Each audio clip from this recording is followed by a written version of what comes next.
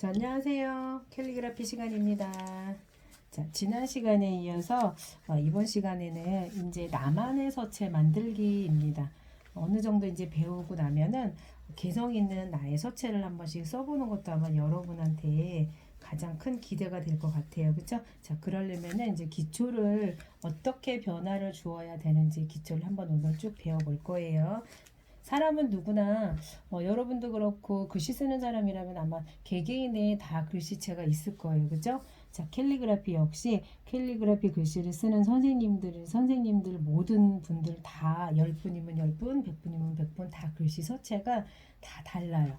개개인의 각자의 취향에 맞춰서 나만의 서체가 다 있어요. 그래서 오늘 여러분도 이 기초를 잘 배워서 나만의 서체, 재미있고 개성 있는 서체를 한번 만들어 볼 거예요. 잘 활용하세요. 오늘 선생님이 기본적인 거 조금씩 변화할 수 있는 좋은 팁이나 그런 방법들을 이제 알려줄 건데 그거를 잘 응용을 해서 활용을 하면은 여러분이 나중에 글씨 쓴데 도움이 많이 될 것 같아요. 지난 시간에 선생님이 달자를 가지고 설명을 잠깐 짧게 했었잖아요. 그렇죠? 그걸 한번 더 설명을 해드릴게요.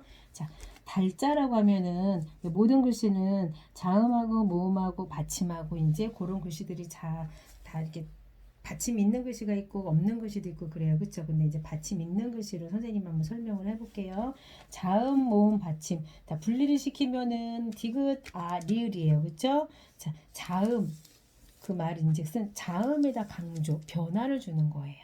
그 대신 그 옆에 있는 작은 글씨들은 애교스럽게 작게 쓰는 거예요. 그죠? 그렇게 되면 똑같은 달자지만 조금 변화 주는 내가 많이 써보지 않은 글씨 특이한 서체가 조금씩은 아마 나올 수도 있어요. 선생님 지금 디귿은 이렇게 각을 지어서 썼는데 여러분은 아마 더 둥그렇게 쓴다거나 아니면은 조금 더 다르게 개성 있게 더 멋스럽게 글씨를 표현할 수가 있을 것 같아요. 선생님보다도 더 다르게 한다면은 자, 그 다음에는 자, 지금은 내가 변화를 주기 위한 기초 과정이라고 생각을 하면 돼요. 아 발음에다 변화를 줘볼게요. 디귿은 그냥 똑같이 평범하게 살짝 굴려서 썼지만 아 발음을 조금 크게 표현을 했어요. 그죠? 그러면 아마 내가 써보지 않았던 그런 글씨가 나올 것 같아요. 리을은 그냥 작게. 그 다음에 또 이번에는 받침에다 큰 변화를 주는 거예요. 디귿도 크고 아 발음도 크지만 자, 리을은 더 커요. 그죠? 이렇게 해서 달자가 3개인데 나는 일반 글씨를 쓰면은 3번을 써도 달자가 아마 똑같이 쓸 거예요, 여러분은. 근데 이 붓이라는 요걸 가지고 글씨를 쓰게 되면은 필압이 들어가잖아요. 그죠? 굵기도 다르고 또 여러 가지 변화 있는 표현 방법들을 다양하게 할 수가 있어요. 그래서 똑같은 글씨지만 3가지가 다 달라요. 글씨가. 그래서 여러분은 오늘 이렇게 기초로 시작을 해서 처음에는 한 글자를 자음, 모음, 받침에 변화를 주는 걸로 시작을 하지만 이제 뭐 2글자 햇살이라든가 바다라든가 뭐 봄바람이라든가 3글자, 4글자가 나오면은 글자 하나하나에다가 조금 더 강조를 해서 변화를 할 수 있는 글씨를 만들 수 있게 그런 글씨를 써볼 거예요. 자, 선생님 종이는 자, 부드러운 쪽이 앞면이고요. 자, 문진으로 살짝 눌렀어요. 자, 쉽게 설명을 한 번 더 해줄게요. 글씨가 이렇게 3글자가 나란히 있어요. 자, 근데 똑같은 글씨를 쓰게 되면 이렇게 크기도 똑같을 거예요. 근데 선생님이 팁을 주면은 자, 첫 글자 크게 쓰고요. 그 다음에 2번째 글자는 작게 쓰고요. 3번째 글자는 중간 정도 크기를 쓰고요. 자, 요렇게 변화를 줘도 괜찮아요. 글씨. 지금 동그라미가 뭐냐면은 글씨의 크기를 표현하는 거예요. 선생님이 재미있게 글씨를 쓰기 위한 방법을 한번 알려주는 거예요. 자, 이번에는 똑같은 거지만 작게. 그 다음에 중간이 크게. 그 다음에 얘도 그냥 작게 쓸래요 하면 요렇게. 그쵸? 요렇게 써도 괜찮아요. 그 다음에 또 하나는 작고 커지고 자 요렇게 글씨를 크기의 변화를 이렇게 살짝 주면은 같은 글씨에도 느낌이 전혀 다르게 표현이 될 수가 있어요. 자, 요거를 가지고 한번 선생님이 한번 글씨를 한번 써볼게요. 자, 3글자니까 자, 받침 없는 글씨서부터 한번 시작을 해볼게요. 자, 선생님이 자, 요거 1번, 자, 요거 2번, 자, 요거 3번을 한번 글씨 표현을 한번 해서 선생님한테 보여줄게요. 여러분한테.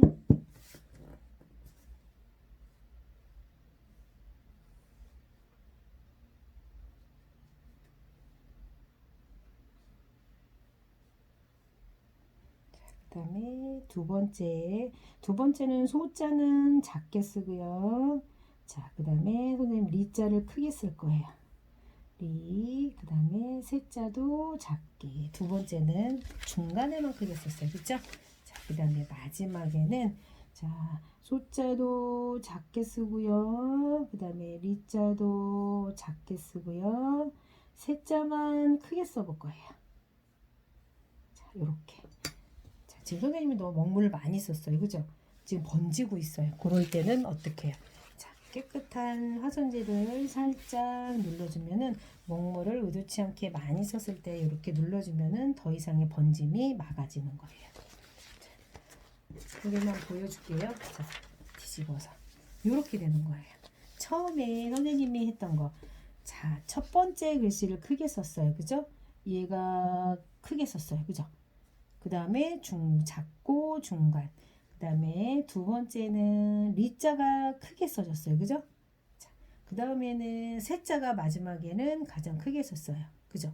요렇게 똑같은 글씨지만 내가 어느 글씨를 더 강조를 해서 쓰고 다르게 표현하냐에 따라서 글씨의 느낌이 전혀 다르게 돼요. 얘가 1번 소자 제일 크게, 그 다음에 얘가 2번 리자 크게, 그 다음에 얘가 3번이 세자에다 크게 쓰는 거. 요렇게 해서 한 글자 한 글자 한 글자를 조금씩 다르게 쓰는 표현 방법을 시작을 하다 보면은 캘리그라피가 조금 더 이렇게 변화 있는 글씨를 쓸 수 있는데 빨리 적응이 될 것 같아요. 그쵸? 이렇게. 자, 이번에는 선생님이 그러면은 똑같은 글씨를 가지고 다르게 한번 써서 하는 거 좀 보여줄게요. 또 한송이라는 글씨를 한번 선생님이 요에다가 여러분도 아마 지금 글씨를 쓰라고 하면은 별로 변화 없는 글씨를 쓸 것 같아요. 그렇죠? 근데 캘리그라피는 보는 것도 굉장히 중요해요. 한 사람의 글씨만, 한 선생님의 글씨만 보는 것보다도 다양하게 여러 선생님의 글씨 보는 것도 도움이 많이 되고요. 그리고 또 캘리그라피를 쓰기를 원한다면은 많은 글씨를 한 번씩을 보는 것도 굉장히 중요해요. 내가 써보지 못한 것들을 한 번씩 눈으로 보면서 써보면서 또 새로운 거를 써보면서 내가 또 그 변화하는 글씨들을 알아가는 거기 때문에 다른 선생님의 글씨 서체를 보고 따라 쓰는 것도 굉장히 중요해요. 캘리그라피는. 자, 한송이. 자, 이번에 선생님이 한자에다가 강조를 하고 그 다음에 송자에다 그 다음에 마지막에 이자에다가 변화하는 글씨에 크게 시작하는 여러분들이 아마 하기에는 요렇게 시작을 하면 글씨가 조금 더 표현하기가 쉬울 것 같아요. 자.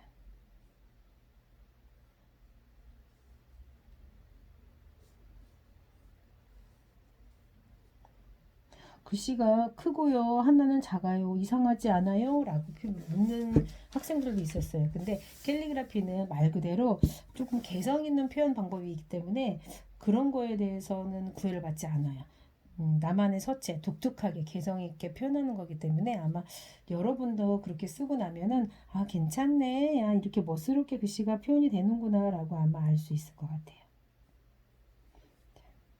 그 다음에 이번에는 마지막에 변화를 주긴 주는데 크기가 별로 없어요. 그죠? 근데 여기서는 마지막에 이자 이렇게. 자, 선생님이 한번 뒤집어서 글씨를 보여줄게요. 자, 한송이라는 글씨지만 자, 처음에는 선생님은 여기 한자에다가 강조를 했어요. 그죠? 느낌이 조금 더 달라요. 그죠? 그 다음에 두 번째 글씨는 송자에다 변화를 줬어요. 그죠? 그 다음에 마지막에는 요 이자에다가 변화를 줬어요. 이렇게 시작을 해서 여러분이 글씨의 변화하는 방법을 알아가는 거예요.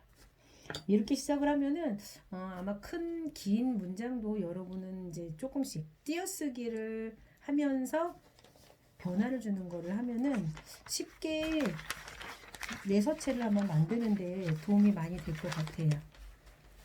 자, 이번에는 받침 있는 글씨를 한 번씩 해볼게요.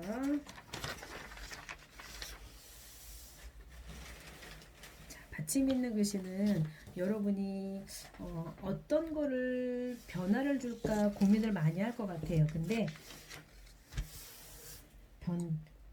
고민 많이 안 하셔도 돼요. 한 글자 한 글자 쓰면서 나는 여기 첫 번째에다가 한번 해봐야지, 그 다음에 두 번째에다 해봐야지, 세 번째에다 해봐야지, 그런 생각으로 쓰다 보면은 글씨가 금방 나올 것 같아요. 저 선생님 솜사탕을 한번 써볼게요.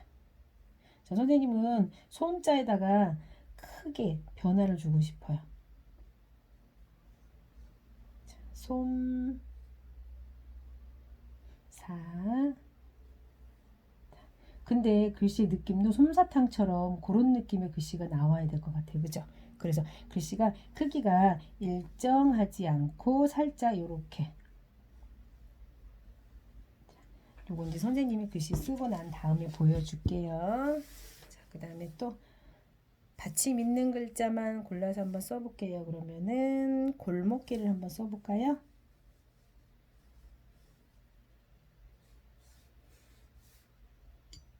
본물이 없어서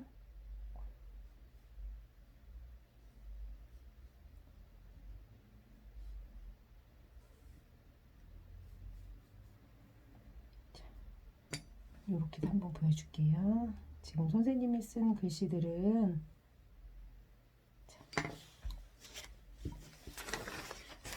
이렇게 해서 보여줄게요. 솜사탕하고 골목길이잖아, 그쵸? 자, 여러분은 아마 지금까지 우리가 쭉 노트에 쓴 글씨는 밑줄을 맞춰서 썼을 거예요, 그죠? 근데 캘리그라피는 살짝 이렇게 위아래로 올라갔다 내려갔다 이런 글씨의 표현 방법도 재미있게 되기 때문에 많이 써요. 캘리그라피의 멋이라고 하면은 또 재미있게 쓰는 표현 방법이기 때문에 이것도 많이 표현이 될 수가 있어요. 이렇게 올라갔다 내려갔다 올라갔다 내려갔다 이렇게. 이제 한 글자 단어가 이렇게 있을 때는 어느 한 글자에다 강조를 하면은 그 글씨는 커지고 그 옆에 주변 글씨들은 잔잔하게 쓰면은 아마 어울림이 더 잘 될 거예요. 그죠? 그렇지 않고 똑같이 다 나란히 크기를 쓰게 되면은 그냥 우리가 학교에서 노트에다 쓰는 글씨랑 똑같은 글씨가 되기 때문에 이렇게 글씨를 강조를 해서 변화를 주기 시작해서 쓰면은 아마 여러분이 좀 재미있는 글씨 표현 방법이 나올 수 있을 것 같아요. 그리고 제일 중요한 것은 뭐라 그랬어요? 이거. 자, 이거 뭐죠? 우리 필압. 그죠? 자, 오른쪽 왼쪽. 자, 이렇게 지그재그. 자, 선생님이 이거 하는 이유는 자, 선생님 글씨 중에서 가늘게 나오는 애가 있고요. 굵게 나오는 애가 있고요. 그쵸? 가늘게 나오는 애가 있고요. 요렇게. 요런 느낌. 글씨가 같은 글씨지만 굵고 가늘고 요런 표현 되기 위해서는 필압이 굉장히 중요하다 했어요. 그죠? 필압은 여러분 붓을 잡고 시작하기 전에 항상 연습을 해야 돼요. 글씨 연습은 항상 필압으로 시작하시면 돼요. 글씨 쓰기 전에 손 푼다 생각하시면 될 것 같아요. 자, 이번에는 선생님이 무엇을 할 거냐면은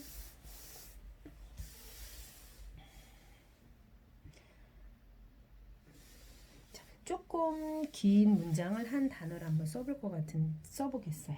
자, 요거는 이제 선생님이 조금 이따 다음 긴 문장이랑 같이 한번 해서 여러 개를 한번 써서 보여줄게요.